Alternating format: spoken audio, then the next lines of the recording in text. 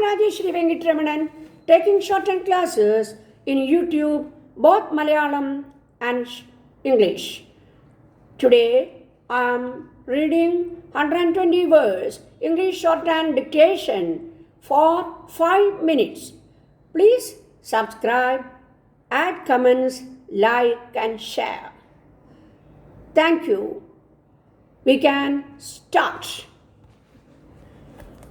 Gentlemen, I have great pleasure in welcoming you all to the 48th Annual General Meeting of your company. The directors' report and the audited accounts of the company for the year ended 31st March 1976 have been with you for some time now, and with your permission, I shall take them as read.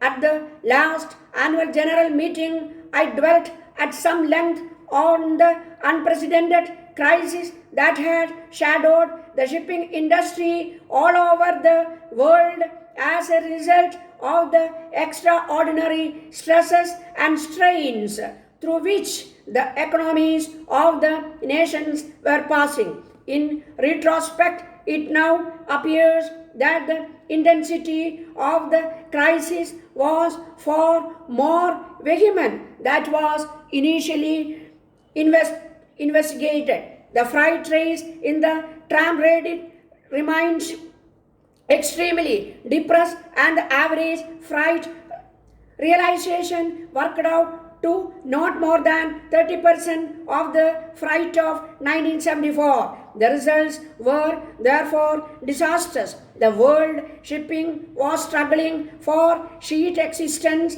and large-scale laying up, scrapping and tonnage and cancellation of orders were resorted to in order to maintain an equilibrium between the world demand and the supply of shipping tonnage. Various professional experts have reviewed and international shipping condition during 75, and I would prefer to rely on them. It would be seen that the impact of the depression was deep-rooted and all-pervasive. Practically none of the spheres of the shipping industry could avoid being hit by the slump to a greater or lesser extent, and the Indian shipping companies were no exception in this respect.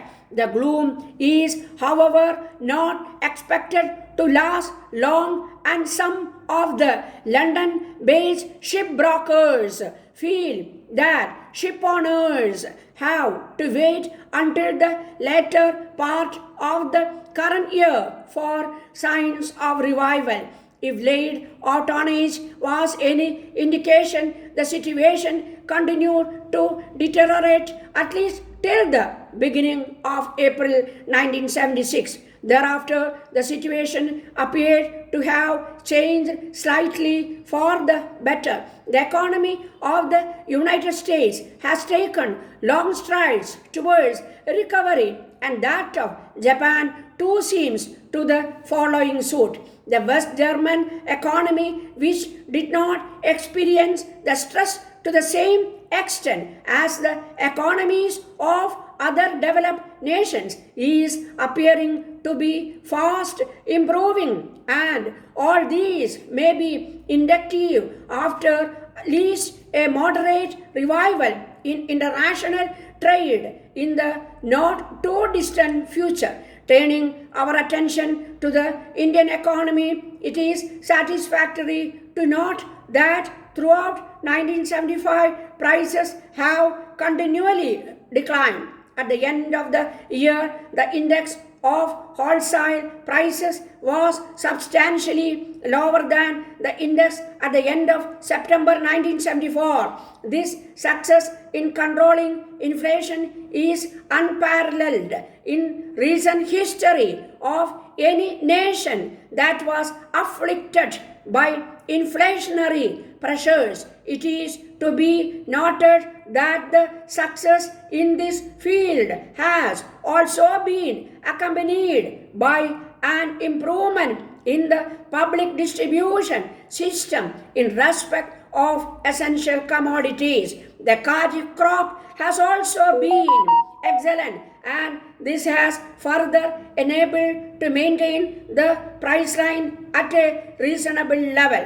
Although the onset of the monsoon this year has been slightly delayed, it has been fairly widespread all over the country, leading us to anticipate another bumper harvest. The prospects of our industrial growth have considerably brightened during the year. The attainments already witnessed in the core sectors of the industry provide hopes for a substantial rate of industrial growth in the coming years. The public sector has now emerged as the leading sector in the industry. In physical terms, the growth rate of public sector output was the order of 15% during April 1975 over the corresponding period of the last year. Okay.